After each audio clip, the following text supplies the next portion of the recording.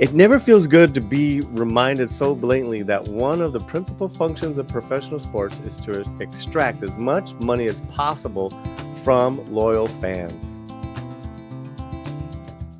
And let me just take a word out here.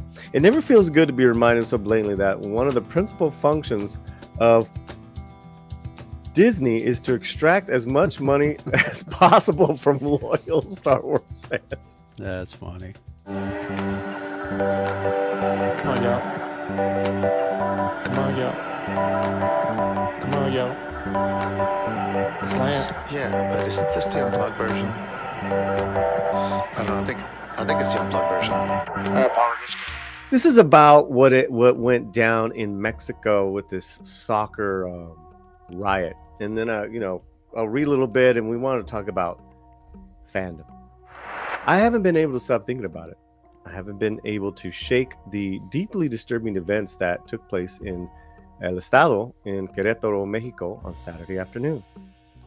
It's not so much the brutality and lack of humanity displayed in the images that popped up on social media, photos and videos so grotesque a friend amply compared them to the type of content found on narco blogs or notas rojas. Wow. Yeah. In hindsight, I wish I hadn't seen images of unconscious men lying naked in pools of their own blood, all because they were wearing the wrong jersey. Rather, the obsession is rooted in trying to understand what the hell happened.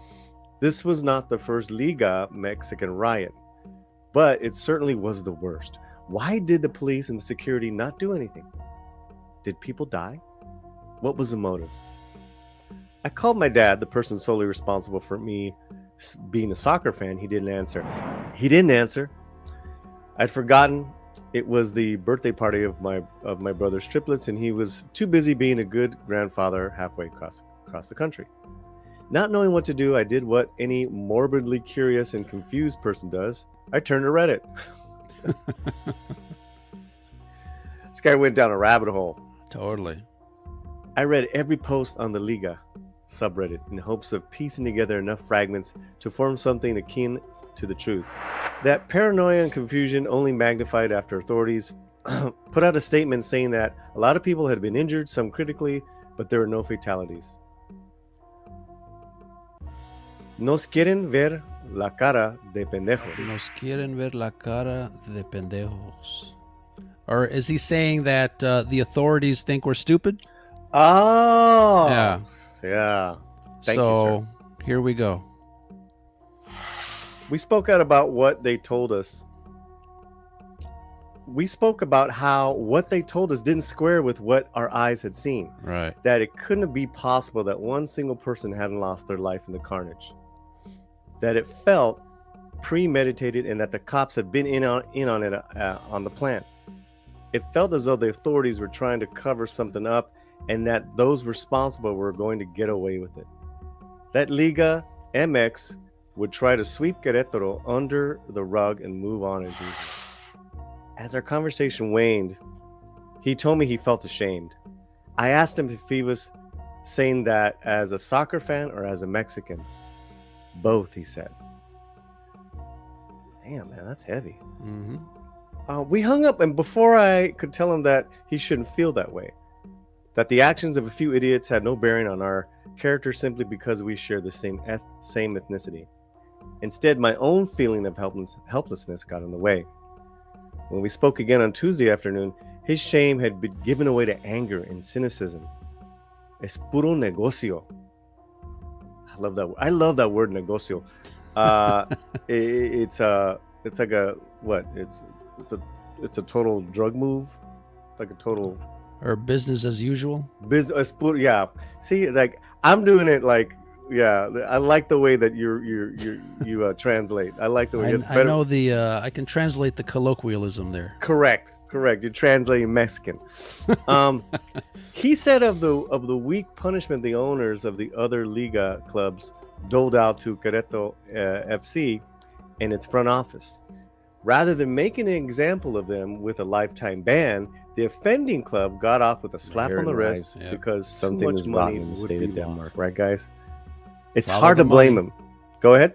Follow the money.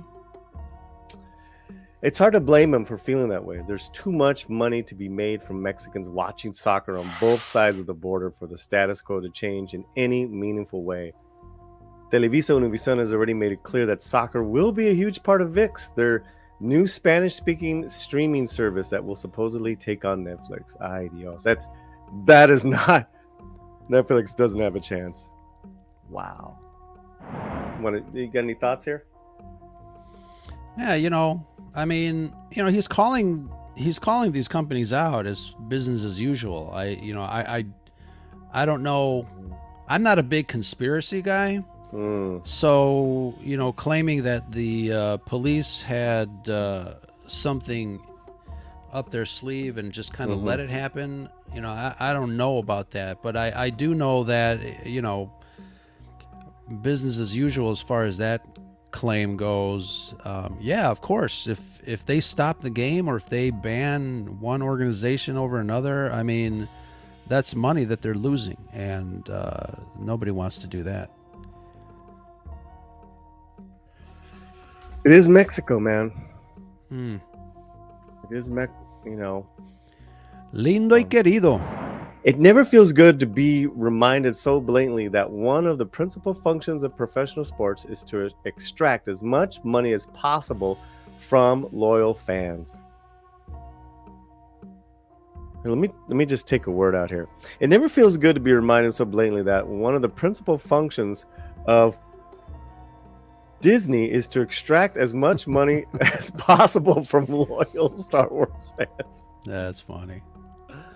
You can totally say that. I can totally say it.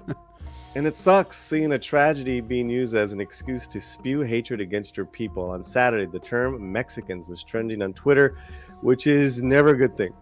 The vitriol was so bad that Hercules Gomez, a former player for the national team, the U.S. national team, was spent as part of his career in Mexico, addressed it so on his show Football Americas.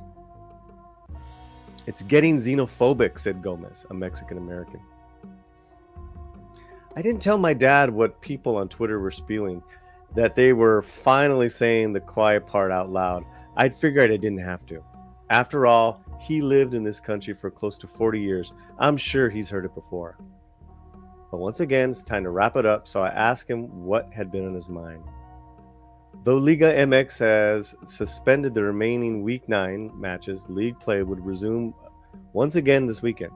Not just that, arguably the biggest match of the season was happening this Saturday.